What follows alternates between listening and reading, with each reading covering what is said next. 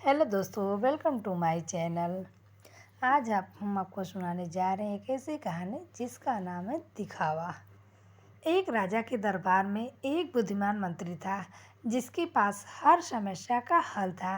राजा अपने इस मंत्री से बिना पूछे कोई भी बड़ा फैसला नहीं लेता था। इस मंत्री से राज दरबार के अन्य लोग जलन रखते थे। एक दिन राज दरबार में राजा ने अपने इस मंत्री से कहा, तुम इतने बुद्धिमान हो लेकिन तुम्हारा बेटा तो बेहद मूर्ख है। राजा की ये बात मंत्री को अच्छी नहीं लगी और मंत्री ने राजा से पूछा, महाराज आप ऐसा क्यों बोल रहे हो? आखिर आपको ऐसा क्यों लगता है कि मेरा बेटा मूर्ख है? राजा ने कहा, मैं रोज़ सुबह जब जनता से मिलने के लिए जाता हूँ तो वहाँ पर तुम्हारा बेटा भी होता है और मैं रोज़ तुम्हारे बेटे से ये पूछता हूँ कि सोना और चांदी में से कौन सी चीज़ सबसे ज़्यादा कीमती है। तुम्हारा बेटा हर बार चांदी ही कहता है। राजा की ये बात सुनकर दरबार में मौजूद लोग मंत्री पर हंसने लगे और मंत्री को बुरा लगा।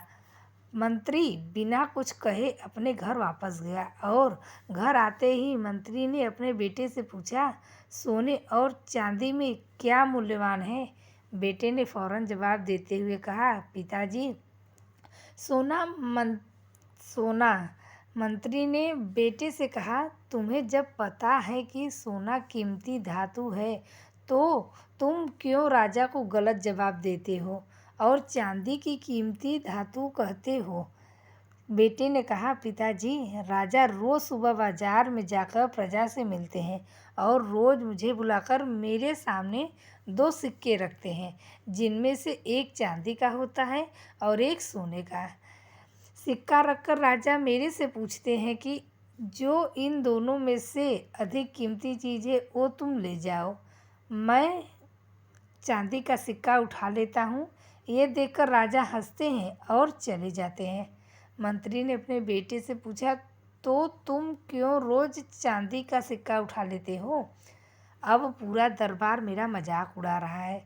मंत्री की बात सुन बेटा उन्हें अपने कमरे में ले गया और वहाँ पर उसने एक पेटी खोली। पेटी चांदी के सिक्के से भरी हुई थी।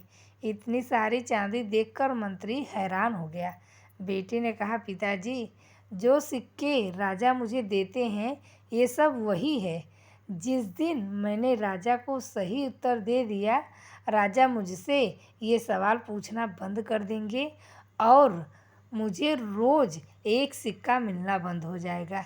ऐसा होने से मेरा नुकसान होगा।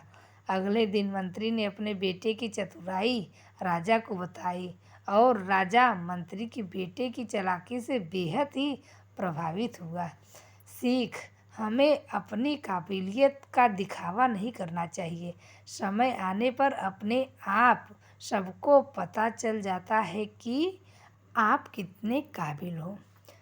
तो दोस्तों ये कहानी हमारी यहीं पे ख़त्म होती है। अगर आप लोगों को इस कहानी से कुछ भी सीख मिली हो तो आप लोग कमेंट बॉक्स में कमेंट करके हमें ज़रूर बताना। तो फिर मिलेंगे हम ऐसे ही कहानी के साथ। चलते हैं, नमस्कार। नहीं।